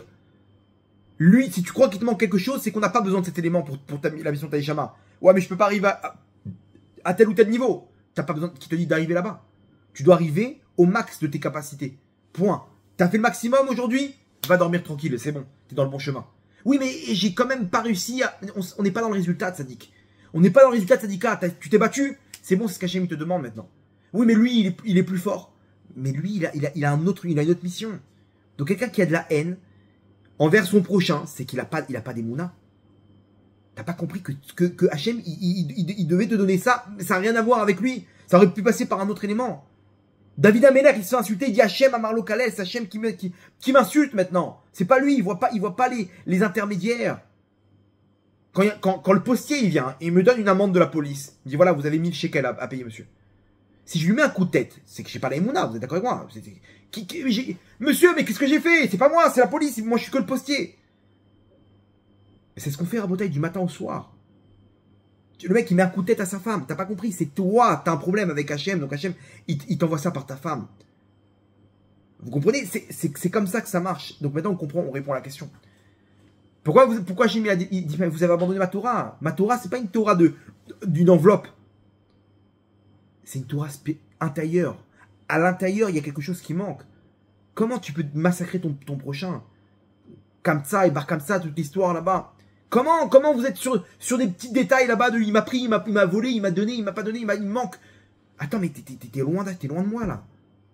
T'es loin. Quelqu'un qui est avec Hachem, il est fou amoureux, il sait très bien qu'Hachem, il lui donne tout ce qu'il a besoin. Il sait très bien qu'il a confiance. J'ai confiance à toi, Hachem, parce que t'es mon papa, tu m'as pas donné, c'est que j'ai pas besoin. Parce que tu veux mon bien. Vous comprenez, ça n'a rien à voir. Là, le Mashiach viendra. Quand le Mashiach viendra, quand on pourra appliquer cette émouna Rabotai, les Yichoudim. Aujourd'hui, on est face, Rabotai, à... C'est notre faute, hein, mais des rabbinés coach. Vous savez c'est quoi des rabbinés coach? Ou des rabbiniotes coach. C'est des rabbinim aujourd'hui, c'est devenu des coachs. Les gens, ils sont dans des épreuves terribles, ok? Des épreuves terribles, et on est là pour encourager les gens, leur dire, t'inquiète pas, il faut se ressaisir. Allez, mon tzaddik, bats-toi, il faut te ressaisir. Tu vas aller sur le kéver du Harizal, tu vas aller là-bas allumer des bougies, tu vas faire des ségoulottes et des machins, inigbo des doutes, fais inigbo des doutes 1 heure, tu dis comme ça, et tu fais comme ci. Et on est là en train d'encourager les gens à rester au centre. Genre, Hachem, il t'a pas encore entendu. Hachem, t'as pas encore attiré son attention. Donc essaye maintenant cette ségoula. Les filles, j'ai une ségoula pour vous. Ok, quand vous allez faire la frachatrala, vous allez faire comme ça, et vous allez truc comme ça. Qu'est-ce que tu es en train de dire par là? Tu es en train de dire, reste au centre, Matsadika, ok, et on va voir comment, je vais te donner des éléments qui vont te permettre d'arriver à tes fins. Qu'est-ce que tu veux comme délivrance? Qui veut des délivrances? Qu'est-ce que tu veux? Tu veux la parnassa? Alors voilà, mes tzadikim, aujourd'hui, on va parler comment recevoir la parnassa. Et vas-y, et comme ça, et comme ci, et des trucs. Là, on est en train de faire quoi? On est en train d'alimenter la Torah de la galoute, Rabotai, ou celui qui est au centre. C'est moi. Et Hachem, il travaille pour moi. On me donne tous les éléments comment faire intervenir Hachem dans ma vie. C'est super, mais c'est le premier niveau. faut arriver à un niveau où il faut apprendre aux gens ce qu'Hachem, la chose sur laquelle Hachem, il a basé toute la Torah, c'est quoi? La Emouna. C'est-à-dire d'apprendre une personne à se battre pour Hachem, à baisser la tête devant Hachem, à accepter l'épreuve, à remercier, à chanter Hachem dans l'épreuve. À chanter Hachem dans l'épreuve. Waouh, c'est autre chose. Ça. Là, c'est qui est au centre? C'est Hachem. Alors, Baruch Hachem, Rabbi Nachman, le Baal Shem Tov, c'est toi qui t'apprends tout ça, mais il faut l'appliquer. Il faut appliquer cet émouna, Rabotai. Ça, c'est les Yehudim. Ça, c'est cette Torah, tu la prends, tu la mets dans un kéli. Et à ce moment-là, tu as une influence mondiale. Parce que c'est ça ce qu'amène le Mashiach. Mais si tu mets ça dans un autre kéli qui est quoi? Un kéli qui est perso. Un kéli qui vient vers toi. Alors, c'est dommage. T'avais toute une lumière maintenant. Une lumière qui était dirigée pour influencer le monde. Et tu prends tout ça et tu utilises ça sur le plan perso. Donc, c'est pas une faute, Rabotai. Mais on continue là, on alimente la galoute. On continue notre galoute. Où là-bas, Hachem, il a encore mis de côté. Vous comprenez? Je sais pas si je vous raconte une anecdote perso. Moi, je vous raconte. Je me suis retrouvé avant-hier à faire un aller-retour. Moi, j'ai des délires, ok? J'ai des délires d'innovation. Ok, ma tête, elle fonctionne à 1000 à l'heure et je veux tout le temps avancer. Alors, des fois, j'ai des révolutions dans la tête. C'est-à-dire que je reçois une idée comme ça, de révolution pour pouvoir changer le monde. C'est-à-dire des trucs, alors, des idées comme ça, des trucs, des fois des cours où j'ai des trucs en tête, des nouvelles idées, ok? Et c'est ce qui fait plein de tridouchim parce que j'arrive pas à rester dans le classique. J'ai besoin d'aller de l'avant, ok? Donc des fois, je me retrouve dans des délires. Ma femme, elle est témoin. D'un coup, j'ai une idée d'innovation, d'un truc. Ça peut être un jouet, une invention. Une invention. Et depuis que je suis petit, je suis comme ça. Je me rappelle, j'ai dit à ma mère, non, j'ai une invention comme ça et comme ça. Et tout en jusqu'à aujourd'hui, j'ai des idées dans la tête de trucs qui peuvent être à la mode et toucher le monde entier. Et je me suis retrouvé avant-hier devant un ingénieur qui s'occupe de mettre en place des jouets, pas des objets, ok, qui va pouvoir décrire exactement l'objet qu'en Chine, ils vont pouvoir te faire ça à grande échelle. Donc, c'est un mec, tu t'assois avec lui, tu te retrouves face à lui expliquer ce que tu veux, et lui, il te fait des croquis, il te fait des trucs sur Internet, machin, etc., et il te donne exactement les tailles, les trucs, le côté technique, ok, qu'est-ce qu'il faut mettre là, etc., quelle matière, du silicone, du plastique, voilà. Et il envoie ça aux ingénieurs en Chine, qu'eux, ils t'envoient un prototype. Si c'est bon, hop, tu fais. Alors moi, je suis dans des délires, des fois, où, là, hier, je me suis retrouvé avec ma femme, je lui ai dit, écoute, j'ai une idée incroyable. Incroyable, un truc qui peut envahir le monde. Tu peux devenir multimillionnaire. Et je dis à ma femme, regarde, on va ouvrir des chivotes et des machins. Je suis rentré dans un truc, mais énorme. Je me retrouve à faire 1 heure de route jusqu'à Hod HaSharon. Face à ce mec-là, je lui explique pendant 1 heure le truc. Il est, quoi, convaincu. Il me dit, écoute bien, c'est un truc qui peut faire on peut faire des tournois autour de ça, on peut faire du sport, ça peut entrer dans les Jeux Olympiques, ça peut faire comme ça. Il est comme un fou, etc. Et quand d'un coup, il était, je sais pas, bizarrement, hein, il s'est enflammé avec moi. Et d'un coup, moi de mon côté, je me suis déchauffé. J'ai dit, ok, j'ai compris. Je suis rentré chez moi. Je dis à ma femme, elle me dit, tu sais quoi, il m'a complètement déchauffé. Il me dit, non, au contraire, il t'a encouragé. Justement, j'avais pas besoin d'encouragement. J'avais besoin de mettre cette lumière-là dans un bon Kelly. Mais lui, il m'a fait comprendre, quand il m'a décrit, lui, comment il voit les choses, ok, il m'a rentré dans un truc de business, de conquérir le monde, Non, j'étais pas là-bas, moi. J'étais pas là-bas. Moi, d'un coup, j'ai compris mon erreur. Je dis à ma femme, je dis, moi, j'ai une lumière qui descend maintenant, cette lumière-là, elle veut influencer le monde. Ok? Alors, ce qui se passe, c'est que, des fois, cette lumière, on la met dans le mauvais Kelly. On l'utilise à un plan personnel. Mais là, on voit pas ça, on trouve une excuse. Non, pour faire des yeshivotes, pour faire des trucs, des machins. On croit que c'est encore mondial. Vous voyez? Donc, en fait, cette lumière-là, c'est une lumière qui est universelle. Mais des fois, on la met dans un Kelly qui est perso. On la met dans un ustensile, un réceptacle qui revient. Que toute cette lumière, c'est qui au centre? Bah, c'est moi, c'est pour devenir millionnaire. Mais moi, je l'ai pas vu, moi, comme ça. Mais lui, il a vu comme ça, l'ingénieur. Il a vu, il a dit, bah, attends, ça va cartonner, ça va être à la mode. Et comme ça, et à l'école. Et là, d'un coup, je dis, non, mais c'est pas ce que je veux, moi. Et je me suis échauffé. Je dis, laisse tomber tout. On verra plus tard. Rabotaille, on fait exactement pareil. On a une lumière énorme, ok, qui descend. Et on prend tout ça pour devenir millionnaire. Mais t'as pas compris. Si tu vois des trucs, si tu reçois une lumière comme ça universelle, il faut que tu l'utilises pour sauver le monde. Chaque juif, il a la capacité, grâce à sa émouna, d'illuminer l'endroit dans lequel il se trouve. On est des peintres à Botaï. On doit peindre le monde de émouna. Donc Hachem, il nous envoie dans un endroit qui sont pas encore, où ils sont encore vides, qui sont encore neutres. Il y a un mur qui est vide là-bas. Donc vas-y, toi, tu vas là-bas. Toi, Matzadika, tu vas là-bas. Tu vas peindre le monde. On est tous des bêtes rabad. Ok? Des bêtes rabad qui vont dans les endroits les plus obscurs là-bas, en Thaïlande, en Hawaï. Et là-bas, ils mettent de la lumière. À Botaï, on fait pareil. On fait pareil. On doit être tous un bête rabad. Et où qu'on soit, on doit mettre de la lumière, on doit faire descendre cette lumière. Et ça, on le fait grâce à la Emouna. De comprendre que toutes mes épreuves, je vais pouvoir faire rentrer Hachem dedans. Et dire qu'il n'y a aucune erreur. Alors vous allez comprendre comment, au contraire, quand on arrive à la fin des générations, c'est là qu'on touche le sommet. Dans toutes les épreuves, c'est là justement que je pourrais atteindre le niveau le plus élevé que Hachem il attend de moi. Ça c'est ce que je vous décris, c'est ce qui s'appelle le Keter. Ok, le niveau de Keter, pas Shoot ba Keter, Yud que Yud Kevavke, c'est Keter. Le reste, toute la Kabbale, ça c'est en dessous de tout ce que je vous explique maintenant. Maintenant vous allez comprendre comment à la fin on descend, et bizarrement, quand on va atteindre un niveau où on va arriver au sommet de tous les niveaux spirituels. C'est ce qu'on vit maintenant. Je vais vous donner deux histoires. Vous allez voir de là comment on va comprendre les choses. Première histoire, une neshama d'un mec qui descend dans le Dor Apalaga, là-bas où il y a eu la tour de Babel. Et là-bas, c'était ils voulaient se battre contre Hachem, etc. Ils ont monté leur tour. Ok, bon, ils ont eu ce qu'ils ont eu. Cette neshama, elle revient après. Hachem, il la renvoie dans la génération de Sodome. Et là-bas, pareil, il voulait se battre avec l'autre. Il faisait partie des mecs là-bas qui voulaient enfoncer la porte. Bon, il a raté il aurait pu réparer. Il a raté le coche. Il revient après en tant que dans les Bnei Israël.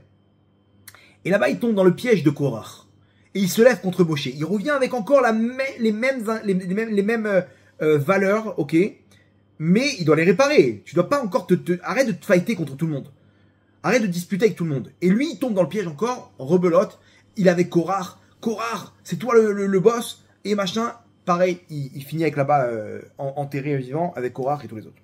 Il revient au Beth Amikdash, au deuxième Beth Amikdash. Et pareil, il tombe dans la Sinat Rinam. Il se dispute contre les Rabbanim là-bas, les Prouchim, les machins, toute l'histoire que vous connaissez. Sa Neshama, elle revient, ok. À la fin des temps, à la dernière génération, Hachem lui dit, écoute mon fils, tu dois redescendre, mais tu as un lourd dossier. Si tu répares pas maintenant, je sais pas ce que ta Neshama, elle sera terminée. Donc il revient. Alors, vous comprenez bien qu'il va revenir avec un gros dossier. Il va revenir avec les mêmes notions, les mêmes valeurs. Donc il revient, il naît dans une famille, dans un kibbutz de gauche, anti-Torah. Anti-Torah, forcément, parce qu'il avait ça dans son ADN spirituel. C'est un pro-Palestos, le mec. Il est là avec le kéfier. Ouais, il se bat là-bas contre les trucs, contre le gouvernement, là-bas, il brûle des pneus sur la route. C'est un jeune fougueux, ok. Et forcément, il a le feu, mais il est toujours dans les disputes, toujours le même truc. Et il rentre dans une unité d'élite de l'armée, ok. Et là-bas, pendant la guerre, il voit des miracles. Il voit comment il a été sauvé plusieurs fois. Et il se dit, attends, c'est pas le hasard. Pourquoi moi j'ai été sauvé, pourquoi lui il n'a pas été sauvé? Pourquoi comme ça et pourquoi comme ça? Pourquoi quand je suis rentré, j'ai vu comme ça, on m'a montré le fil qui allait déclencher la bombe. Là maintenant, j'aurais dû y passer 10 fois. Et il essaie de se renseigner. Est-ce qu'il y a un Dieu au-dessus de nous? Est-ce qu'il y a un truc, machin? Et il tombe sur un cours d'un petit rave sympathique, David Toledano. Et là-bas, il fait tchouva, ok? Petite page publicitaire. Et il fait tchouva. Il rentre dans une yeshiva et il rencontre Hachem. Ok, ça c'est l'histoire. Dans la yeshiva, il y a une autre personne. Que lui, dans son Gilgoul, le premier Gilgoul, il était dans le Dor, dans la génération du Maboul, du déluge. Là-bas, il tombait avec les femmes. Ok, l'adultère, c'était sa vera. Et bon, il est tombé dans cette faute-là. Il revient aussi dans la génération de Sodome. Et là-bas, pareil, il tombe avec les femmes. L'adultère, là-bas, c'était la dépravation. Hachem le renvoie dans l'époque de Moshe Rabbeinu. Et là-bas, il tombe avec les Bnot Midian et les Bnot Moab. Là-bas, il tombe avec l'histoire avec Bilam, qu'ils ont mis les Midian, ils ont mis leurs filles là-bas, ils sont tombés avec les femmes, etc. Encore une fois, il a ce Yetzera qui le pousse vers les femmes, il n'arrive pas à réparer. Il revient au premier Beth Amikdash cette fois-ci, et pareil, il tombe dans l'adultère. Et là, il revient, ok, il naît en France, à Paris. Et là, bah, bien entendu, c'est un petit chalala, ok. Mais lui, il est dans le bêtard truc, machin, les bagarres et tout. Mais bon, les boîtes de nuit, les petites goyottes à droite à gauche, et il continue ses plans. Tel Aviv, Cancun et machin, la fête. Ok. Il continue ses délires, parce que son Yitzhara, il est là-bas. Chaque pareil, il tombe sur une vidéo d'un certain Rav David Toledano. Hop. Il lui allume la Neshama, tac, je veux rencontrer Hachem. Ok, il rentre dans yeshiva, il fait tchouva. Et là-bas, il est dans la même yeshiva que le premier. Ils font tchouva les deux, et ils se marient, ils ont des enfants. Donc ça y est, ils sont forts. Et là, d'un coup, épreuve sur épreuve. Ça s'arrête plus. Des épreuves et des épreuves. Et lui, il a plus de part à ça. Et lui comme ça. Et lui, sa femme, elle est comme ça. Et lui comme ci. Et des trucs. Et il n'arrive pas à son shalom bayit. Que du matin au soir, des épreuves. Et ils vont voir le Rav de la yeshiva là-bas. Il leur dit, mais Kvodara, mais comment c'est possible? Comment c'est possible? On a fait tchouva. On a fait tout ce qu'Hachem nous a demandé. On a fait tchouva. Non, il nous manque quelque chose là. Comment c'est possible? On a tout réparé. On a fait ce qu'il faut. On fait Shabbat. Il n'y a rien à dire. Pourquoi on paye maintenant? Alors voilà, on a peut-être eu un passé, un lourd passé, mais on a fait tchouva. Comment, c'est ça la Torah et son salaire. Moi, je donne mon maaser, Vodav, ok? Moi, je donne mon maaser. Moi, je respecte ma femme. Et pourquoi j'ai pas d'argent? Pourquoi j'ai pas un centime? Pourquoi je galère depuis 2 ans dans la Parnassa, d'appartement en appartement? Qu'est-ce qu'on répond à un mec comme ça? Le Rav, il dit, mais attends, et tu fais ça? Et pourquoi comme ça ta femme? Et trucs, vérifie les mezuzot, vérifie les téfilines. Et vérifie comme ça, et les trucs. Et l'autre, mais il dit, mais pourquoi j'arrive pas avec ma femme? Pourquoi Ribou de Shalom n'arrive pas avec ma femme? Je la respecte, je vous parle bien, elle est insupportable. Ok, bon, peut-être par rapport au passé, peut-être que t'étais avec d'autres femmes. Oui, mais d'accord, mais je comprends pas, ça va, j'étais pas un monstre non plus. Ah, je suis tombé avec 2-3 femmes, c'est bon, pourquoi? Ça fait 5 ans que je souffre avec elle. Ok, alors vérifie peut-être la Ktouba, vérifie peut-être le... Qu'est-ce qu'on répond à deux dossiers comme ça? Alors nous, on a la réponse. Akadosh Baruch Hu te dit, mais tzadikim, ça fait... Il n'y en a pas un de vos Gilgoulim qui a commencé à réparer. Là, le Mashiach, il arrive. Il faut bien réparer, maintenant, il faut réparer. Et ce que tu as fait maintenant dans ce monde-là, et premier Beth Amikdash, et les Bnot Moav et Midian, et Sodome, et le Dor HaMaboul. Et l'autre pareil, tu refais tout le truc. Il y a un dossier lourd à réparer. Rabotai, si on utilise la Torah classique, ça va prendre des millénaires avant de réparer tout ça. Akadosh Baruch te dit, mon tzaddik, à la fin des temps, il y a une solution. C'est quoi? C'est que... Mais le Mashiach, il peut venir à une seule condition. Imbekolo Tishmaou. Si tu arrives à faire des Yehudim maintenant, parce que on arrive à la fin des temps, et on est tous des Gilgoulim, on a tout un régiment de Gilgoulim derrière nous. Et on comprend pas pourquoi je souffre. Attends, j'ai tout fait. Oui, là, tu te poses la question, parce que tu es dans la Torah classique de la galoute, où tu dis, attends, mais je dois recevoir mon salaire. C'est toi qui es au centre, tu vas souffrir. Si tu es au centre, tu vas souffrir et tu vas continuer à descendre et à descendre et à descendre. Par contre, si tu fais un switch, et tu passes à la Torah d'Hachem, et tu dis Hachem, je n'ai aucune question sur tout ce qui m'arrive maintenant. Je connais pas les comptes, que nous, entre parenthèses, on connaît. Je connais pas les comptes, mais je te fais confiance. Akadosh Baruch Hu, je te fais confiance. Là, cette histoire avec ma femme, cette histoire avec ma parnassa, là, maintenant, c'est toi, c'est la meilleure des choses qui puissent m'arriver maintenant. Il n'y a pas d'erreur. Tout ça, c'est pour mon bien. Et pas tu le dis, tu l'appliques. Tu l'appliques. Quand c'est dur, tu te plains pas. Tu es là, tu fais des Yehudim, tu fais des Aliyot, tu es avec la Emouna. Tu es avec la Emouna. Dans toutes tes épreuves, tu es avec la Emouna. Tu illumines le monde. Donc, qu'est-ce qui se passe? À ce moment-là, c'est là que le Mashiach, il vient. C'est là que, justement, dans tout comment dire, la profondeur, les derniers niveaux qu'on arrive, c'est justement là-bas que vont être réunies toutes les données pour réparer nos Gilgoulim. Et donc, c'est là-bas qu'il y aura l'obscurité. Mais c'est justement là-bas qu'on va pouvoir appliquer cette Torah de la Géoula, où on va pouvoir faire ces Yehudim et ces Aliyot, et relier toute cette obscurité grâce à l'Emouna à Akadosh Baruch Hu.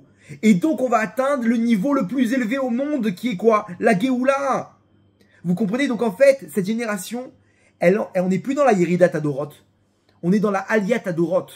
Justement, c'est là, quand on touche le fond et qu'on est face à une obscurité noire, qu'on peut renverser la vapeur. C'est là-bas, justement, que quand tout va mal, que tu peux dire « En od milevado ». Et c'est là que vient le Mashiach.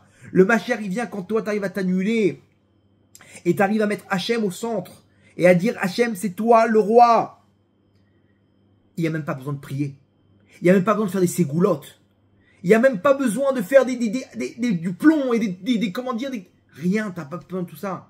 Une fois, Rabbi Shimon ben Shattar, lui, c'était un fighter contre les sorcières. Il allait à Ashkelon, il faisait des opérations, machin. Et un jour, il y a une sorcière qui a réussi à se faufiler, là où il étudiait la Torah, et elle lui a écrit un nom du sorcellerie, ok, sur la semelle de sa chaussure. Et ça, c'est un truc qui peut le paralyser. Elle a écrit. Rabbi Shimon ben Shattar, il regarde, il ferme les yeux, il lui dit, j'ai pas peur de toi. J'ai pas peur du sort du sort que tu es en train de me faire maintenant. Pourquoi? Qui en od milevado. Parce qu'il n'y a rien d'autre qu'Akadosh Baruch Hu. Et toi, ma petite, t'es Hachem. Toi-même, t'es Hachem. Il n'y a pas de sorcellerie. La sorcellerie n'existe pas, Rabotai. Le mal n'existe pas. Le mauvais œil n'existe pas. Il existe que si on lui donne de la force. Tout ça, il a fermé les yeux, il a dit En od milevado. Il s'est juste connecté au Mashiach. Là, je suis face à une situation a priori qui est négative, ok, qui est mauvaise. Mais si j'arrive à la relier que tout vient d'Hachem et que ce qui lui donne la vie à cette sorcière, c'est Hachem, qui lui donne la possibilité d'écrire ce nom-là qu'elle est en train d'écrire, c'est quoi? C'est Hachem, tout ça c'est Hachem, tout ça c'est du divin. Quand tu arrives à l'imprégner qu'il n'y a pas d'erreur et que si maintenant je dois rester paralysé à cause de cette sorcellerie, c'est la meilleure des choses pour moi. Donc j'ai aucune inquiétude par rapport à ce qui est en train de se passer maintenant avec cette sorcière. Tout est pour le bien. Donc, on relie tout ça à Hachem. Bah, devinez, est-ce que la sorcellerie elle a marché? Non, ça n'a pas marché. Grâce à cette force de En od milevado, il a fait tomber la sorcellerie. Maintenant, avec la Torah classique, il aurait été paniqué. Il aurait dit, comment je vais faire maintenant? Vite! Il serait parti voir un autre rave. Fais-moi un Shem Kadosh. Il aurait créé un Shem Kadosh sur un parchemin. Il se serait battu contre la sorcellerie. Il y aurait eu des dégâts. Il aurait peut-être réussi à la fin. Il aurait peut-être pas réussi à contrecarrer le sort. Pourquoi passer par tout ça, Rabotai? Pourquoi se battre contre le mal alors qu'on peut l'annuler? Alors la Torah d'avant, quand nous on est au centre, on veut se battre pour notre intérêt. Mais quand tu mets au centre Hachem, t'as tout gagné. Parce que c'est là que le Mashiach vient. C'est là que la délivrance elle vient. Et ces deux tzadikim là, s'ils arrivent à mettre Hachem au centre, alors ils arrivent au but. Pourquoi Hachem il leur fait tout ce mesure pour mesure? Que maintenant ils vont devoir souffrir pour réparer leurs fautes. Parce que tu dois ressortir avec la connaissance que En od milevado. J'ai compris Hachem, c'est bon, je baisse la tête, je fais tchouva, je reviens jusqu'à toi. Ok? Mais tu as une solution. Tu peux aussi, sans passer par les épreuves, comprendre depuis le début que tout ça c'est Hachem. Et illuminer l'obscurité. Veshavta ad Hachem Elokecha, Veshamata bekolo. Tu dois revenir jusqu'à Hachem, c'est lui qui est au centre. Hachem, Ata Ameler, c'est toi le roi. Et tu reviens jusqu'à lui et t'écoutes sa voix, Veshamata bekolo. Quelle voix? Celle qui nous dit combien Hachem il veut notre bien. Et il veut pas nous scalper, il veut pas nous tuer, il veut pas nous briser avec des bâtons, il veut pas nous punir. Tout ça c'est juste pour qu'on arrive à lui. Mais si on y arrive en faisant tchouva avec amour, à ce moment-là on a tout gagné. À ce moment-là on a fait annuler tout le mal. Parce qu'on n'a plus besoin de ce bâton. On est arrivé au but du bâton, vous comprenez? Donc le bâton n'a plus lieu d'être. Et c'est ça le Mashiach. C'est ça l'idée quand il dit au Baal Shem Tov, le Mashiach, si vous arrivez à appliquer la Torah d'Hachem, à écouter sa voix par l'intermédiaire de la Emouna, à faire des Yichudim quand tout va mal, alors à ce moment-là, tout s'annule. Mais attention, c'est quoi tout s'annule? Des fois, la chose, elle va pas s'annuler. Des fois, l'épreuve, elle va rester. Parce que tu dois passer par là. Mais toi, tu dois te faire ni chaud ni froid. Parce que si tu attends que tout s'annule, tu attends la délivrance, c'est que c'est encore toi qui es mis au centre. Des fois, tu vas devoir accepter, même s'il n'y a pas de résultat. Rabotai, je peux vous témoigner que toute ma vie, c'était des épreuves. Vraiment, toute ma vie, c'était des épreuves. Et encore dernièrement avec ma femme, l'histoire de ces deux petits bébés, que vraiment, deux petits bébés qui étaient là avec nous, machin, et qui sont partis. de façon vraiment, il y avait rien qui nous montrait qu'il devait avoir un problème. Et tout s'est dégradé au fur et à mesure. Et j'étais à côté de ce bébé. Et je fermais les yeux là-bas, dans ces derniers instants. Et tout le monde croyait que je priais pour lui. Tout le monde me voyait comme ça. Mais au fond, vous savez ce que j'étais en train de dire?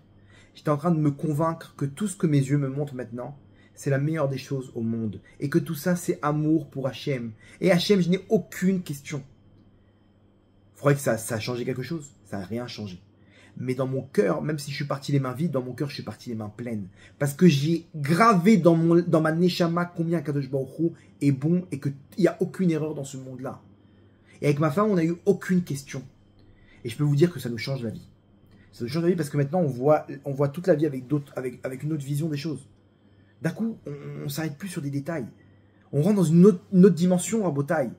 Ça, c'est la Géoula, Rabotai. C'est une proximité avec Hachem. Alors regardez le Ben Ishraï, ce qu'il dit. Le Ben Ishraï pose une question, il dit pourquoi on appelle ce mois-là, où il y a eu toutes les catastrophes, le mois de Av? Av, c'est quoi? C'est papa. Pourquoi on appelle le mois de Av, le mois où il y a des catastrophes, on l'appelle le mois de Av? On aurait dû donner un nom avec une connotation péjorative. Ok? Parce que si c'est dans ce mois-là, il y a eu toutes les catastrophes pour le Ham Israël, on aurait dû avoir un truc, je sais pas, comme Mar Rejvan. Il y a un truc d'amer, tu vois, Mar. On aurait dû avoir un truc. On nous dit Av c'est papa. Alors, quand j'entends mon papa, ça me rappelle quelque chose de plaisant, non? Il nous dit le Ben Ishraï Rabotai, écoutez bien. Il nous dit comme ça, Kava Hashem Idbarach, Hashem il a fixé chez Ikreou la Chodesh Ve Beshem Av, le mois de Av, ce mois-là au nom de Av, Lomar Lahem l'Israël, pour dire au Ham Israël, écoutez bien. Déou lachem, sachez, qui colle à tsarot, toutes les douleurs, akshaim, les difficultés, abayot, les problèmes, asonot, les catastrophes, bechayechem, dans votre vie, akol ze me'av, tout ça, ça vient de papa. Akol ze mimeni, tout ça, ça vient de moi, abba shelachem, votre père. Shelo titluzot be'af machala, que vous ne fassiez pas dépendre ça par rapport à une maladie. Ou be'afab adam chez pagabachem, ou faire dépendre ça sur une des personnes qui vous a fait du mal. Akol aniasiti levadi, tout ça c'est moi qui l'ai fait seul. Ke'ev rachman ve'oev, que ce soit une douleur, que ce soit de la miséricorde ou que ce soit de l'amour. Pardon, Ke'av comme un père, rachman ve'oev comme un père qui aime et qui est miséricorde. Chez Neymar, comme il est dit, Kerachem Av Albanim, Rachem Alenu. Comme un père qui a de la miséricorde sur son fils, sur ses enfants, pareil à Kadosh Baruch Hu, il a de la miséricorde sur Dieu. Gama Koshiva Abaya, même la difficulté et les problèmes. Gama Nisayon a caché Imayeled, les épreuves avec tes enfants. Amatsav Alonigmar Imaparasa, les épreuves qui n'en terminent plus avec l'argent. Achatuna Shid Batla Bariga Haron, le mariage qui s'annule au dernier moment. Abitou les malas, levez les yeux vers le ciel, Vetavinu chez Zirakani, que c'est que moi. Abba Shelachem, les Tovatrem pour votre bien. Tifnu Elai, juste tournez-vous vers moi, les Abba Shelachem, Vani Azor Lachem, Veoshiaotrem. Car je suis votre père, qui va vous aider, qui va vous libérer. Qui atem Am Israël, parce que vous, le peuple d'Israël, atem Me'al Mazal, vous êtes au-dessus du Mazal. Atem Abbanim Sheli. Vous êtes mes enfants et vous êtes que entre mes mains. Vous comprenez maintenant? Maintenant, comment je peux dire qu'Hachem c'est mon père que quand il y a des souffrances? Que là-bas je peux faire des yichoudim et des aliyot? Que là-bas je peux arriver à dire non, tout ce qui m'arrive c'est la meilleure des choses pour moi? Que là-bas je peux fermer les yeux et dire en od milevado? Et à ce moment-là, j'ai fait un yichoud. Et donc c'est la Géoula. Rabotai, c'est la Géoula. Ok, t'as peut-être pas réussi ton épreuve. Moi, j'ai pas réussi mon épreuve. J'ai pas réussi à sauver cet enfant. C'est 2 enfants. Mais j'ai fait avancer la Géoula. Ça, je peux vous le dire avec certitude parce que j'ai rempli ce que le Mashiach demande de nous. J'ai fermé les yeux et j'ai dit Hachem, Zerakahava, à tout ce qui m'arrive maintenant. J'ai fait un yichoud. C'est ça ce qu'Hachem m'a demandé. J'ai fait une alia maintenant. C'est ce qu'il demande. Est-ce que nous aussi, dans l'épreuve, on le fait Rabotai? Est-ce que nous aussi, dans une petite épreuve comme ça, par ça, tu fermes les yeux, tu dis Enon Milevado? Sinon, c'était dans ta Torah. C'est pas la Torah d'Hachem. C'est Torah Tra. Donc Hachem, il te demande juste un truc. Ichoud, Cheder Ichoud, Ichoud, c'est que toi et moi. On est ensemble, mon fils. On est ensemble, Matzadika. Dans tes nisyonotes. Tout ça, c'est hors Pachout d'Hachem. Il faut l'appliquer, il faut la mettre dans un Kéli. Il faut la mettre dans un Kéli. Et là, à ce moment-là, on peut illuminer le monde. On peut illuminer le monde, Rabotai. C'est ça la Géoula. La Géoula, c'est Emouna, Rabotai. Quand quelqu'un il avance avec la Emouna, il fait avancer la Géoula. Mais il ne faut pas que ce soit dirigé vers toi, que ce soit dirigé vers le monde. C'est ça la Torah de la Géoula. C'est ça qui fait du mal, c'est ça qui dérange autour Rabotai. Croyez quoi, les peuples du monde, ils sont contre Israël comme ça, Stam? Ça les dérange. Ils savent inconsciemment, il y a quelque chose qui se prépare. Plus on avance vers la Géoula, plus le monde il va être dérangé. Parce qu'il y a quelque chose de nouveau. Quand il y a quelque chose de nouveau, il y a des guerres à Botaï. Il y a des guerres. On peut pas. Les gens n'acceptent pas. On dérange leurs habitudes. Vous comprenez? Je vois comment c'est un truc de fou. Comment les gens ils me disent, il y a plein de gens qui commentent les cours, des insultes, des machins, etc. Quand les gens ils me disent ça, ça me rassure. Quand même il y a des insultes, les gens, alors je t'explique, les non-juifs, ils ont pas kiffé ton cours, ils ont insulté alors les pro-palestiniens, ils sont comme des fous là. Ah ouais, ils me disent 2-3 commentaires comme ça. Et tu sais quoi? C'est bien, c'est bien. Ça veut dire que ça a marché ce cours. Tu sais pourquoi? Parce que ça te dérange. Si ça te dérange, c'est que ça a touché. Pourquoi? Je veux dire tout simplement. Est-ce que vous connaissez des juifs qui vont voir des cours de imam ou des cours de curé moi, j'ai jamais eu une envie d'aller voir un cours d'un bouddhiste. Je sais pas, j'ai jamais de ma vie pensé dire qu'est-ce qu'il a à dire cet imam. Pourquoi? Parce que ça me fait ni chaud ni froid. Mais non, même si par hasard j'entends un bouddhiste parler des juifs, vous croyez que je vais faire un commentaire? Non, parce que ça me touche pas. Quand est-ce que tu commentes? Quand est-ce que tu fais un truc? C'est que ça t'a touché, ça t'a piqué. C'est que ça agit. Ça agit, c'est là qu'il y a une réaction. Vous comprenez? Quand le mec il a de la fièvre, c'est qu'il y a un virus, il y a une réaction. Vous comprenez? Il y a une réaction avec le corps. Quand le mec il a la rage, c'est que tu as touché son point faible. C'est que tu as touché quelque chose qui le dérange, mais lui il fait une protection. C'est une protection, c'est quoi? De dire, toi, le juif là-bas avec ta barbe, t'es un pauvre type. Vous comprenez? C'est quoi l'insulte? L'insulte c'est que, non, mince, il m'a mis en question là. Il m'a mis en question, mais non, moi je suis normal, moi. C'est lui qui est pas normal. Donc il faut lui dire qu'il est pas normal. Mais moi, quand je suis normal et qu'il y a quelqu'un qui me dit un truc ça me touche pas, j'ai pas besoin de lui envoyer un commentaire. J'ai pas besoin de l'insulter. Vous comprenez l'histoire? Au contraire, quand il y a des insultes, Rabotaï, c'est bon signe. N'essayez pas de défendre ou quoi que ce soit. Tout va bien. C'est que c'est universel. C'est normal. Cette Torah, elle fait mal. Elle est universelle.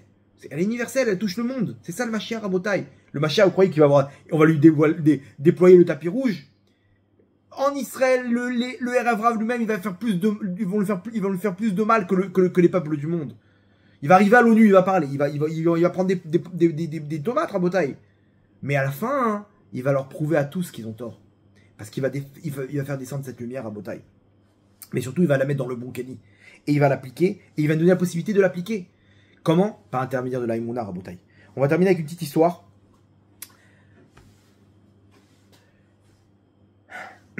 L'histoire en Europe de l'Est, d'un juif qui a travaillé toute sa vie dans un resto.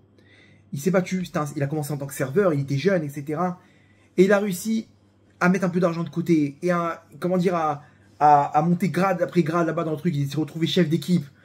Je sais qu'à la fin, le patron du restaurant, il a pris sa retraite. Il lui a dit, écoute, tu connais ce restaurant mieux que moi. Tu sais exactement quoi faire. Tu veux me le racheter? Moi, je veux que ça réussisse. Il y a mon nom aussi qui est dans ce restaurant. Donc, il lui dit, écoute, fais-moi un prix et tout. Moi, j'ai des économies, je te la rachète. Toutes ces économies, il a mis dans ce restaurant. Et il continue, il cartonne, ça marche, etc. Jusqu'à qu'à la fin, il décide de vendre le restaurant. Et une histoire là-bas, avec des juifs là-bas qui sont trompés, ils croient que c'était cachère et tout. Ils sont rentrés, il a dit à sa femme, moi, je veux plus toucher à ce restaurant. J'ai fait tomber des juifs ils ont mangé quelque chose de pas cachère. Pour moi, c'est un signe d'Hachem.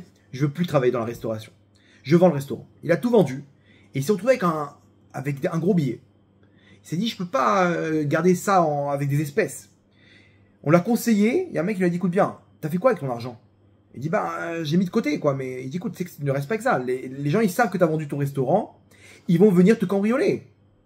Donc il faut que Et je lui dis, mais qu'est-ce que je fais? Je vais mettre ça. Il n'y avait pas les banques à l'époque, quoi que ce soit.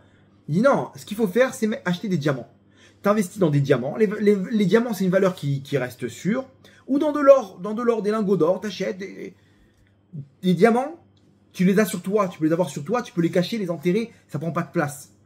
Ok? Tu peux les mettre dans un petit coffre-fort là-bas en Suisse, un truc. Mais des gros billets, personne ne va les prendre. Tu as 2 valises de billets là maintenant, ça sert à rien. Il dit, ok, tu crois que je vais t'aider bien sûr, je vais t'aider. Et là-bas, le mec, il arnaque. Il lui vend des diamants en verre. Lui, il lui a fait confiance, naïvement. Et il se retrouve là-bas avec ses diamants. Et un jour, quelques mois plus tard, il veut en vendre un. Il a besoin d'investir quelque part, d'acheter un truc et tout. Il monte ça à un bijoutier. Le bijoutier, il rigole. Il lui dit, mais tu crois que tu vas m'arnaquer ou quoi? Ça fait des années que je suis dans ce métier. C'est du verre. C'est du verre? Il lui ramène tous les diamants. Il dit, tu peux m'analyser ces diamants? Il regarde. Il dit, je t'ai fait arnaquer. Mais toutes mes économies. Il dit, alors retrouve-le. Il dit, mais je sais pas où il est. Comment il a perdu. Bien sûr, l'autre, il est parti. Il a changé de pays. Et il se retrouve comme ça avec sa femme. Il dit, qu'est-ce qu'on fait? Il dit, écoute, tu crois qu'il y a une erreur là maintenant? Il dit, non, t'as raison. Peut-être que c'est un signe aussi d'Hachem. Pour qu'on n'a plus rien à faire ici. La honte, machin, etc. Moi, j'ai des traumatismes maintenant. Je veux plus rester ici. Viens, on part, toi et moi. Ok. Ils sont partis aux États-Unis, en Amérique. Avec sa femme, ils ont vendu leur maison, le peu de biens qu'ils avaient. Et ils ont tout refait à zéro. Il s'est retrouvé maintenant dans la restauration. Il a fait des shritotes là-bas c'est le seul métier où il travaillait pas Shabbat. Des shritotes là-bas, il donnait ça dans des restaurants. Et il a refait son argent. Il a pu racheter une maison. Bah, au Hachem, il a eu des enfants, petits-enfants, tous dans le chemin de la Torah. Et il se retourne avec sa femme. Il dit, waouh, c'est cette histoire avec finalement, elle nous a apporté que du bien. Mais finalement, il s'est passé une autre histoire. C'est qu'au même moment en parallèle, quelques jours plus tard, a éclaté la Shoah. Tous les habitants de son village ont été déportés à Auschwitz. Ils sont tous morts. Tous. Et il dit à sa femme, regarde comment Hachem, dans la douleur, il nous a sauvé notre vie. Regarde nos enfants, nos petits-enfants. Et tu vois la photo là-bas, toute la famille. Les mariages, on est là, on est posé dans le chemin de la Torah. Hachem nous a sauvés. Hachem nous a donné notre vie en cadeau pour quelques billets qu'on n'emportera pas avec nous au monde futur. Quelques diamants de verre, c'est que du verre, c'est diamant, c'est du bluff. Rabotaï, il a su, cet homme-là, prendre l'épreuve et faire un yichoud maintenant. De dire Hachem, c'est toi. À l'instant T, il a eu du mal. On parle d'une vie entière qui tombe en ruine. Mais il a su faire confiance à Hachem. Et il a avancé. Il a fait un yichoud, Rabotaï. L'histoire n'est pas terminée. Il y a quelqu'un qui lui dit, tu te rappelles celui qui t'a arnaqué? Il débarque maintenant à New York. Il a échappé à la Shoah. Il débarque à New York. Il débarque là où tu te trouves. Il dit, ok, je vais l'accueillir. Maintenant, d'après vous, de quelle manière on va l'accueillir? Avec une batte de baseball? Ouais, vous êtes d'accord? Avec une équipe? Non. Il est venu avec un bouquet de fleurs. Et il est venu avec une petite enveloppe. Avec un gâteau. Avec une assiette que sa femme lui a préparée. Et il accueille, il lui dit, hé, il le regarde, il tourne la tête, genre, je t'ai pas vu. Il l'attrape par le bras, il lui dit, tu me reconnais pas? Et il baisse la tête, il lui dit, je suis désolé, oui, je te reconnais.